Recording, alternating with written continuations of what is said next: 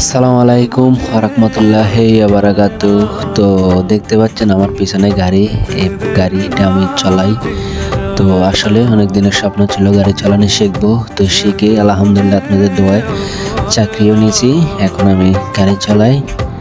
তো আমাদের কোম্পানিতে অফিসে আমাদের, তো দেখুন একটু যাব ধানমন্ডিতে। চলে আসলাম ধানমন্ডির কাছাকাছি।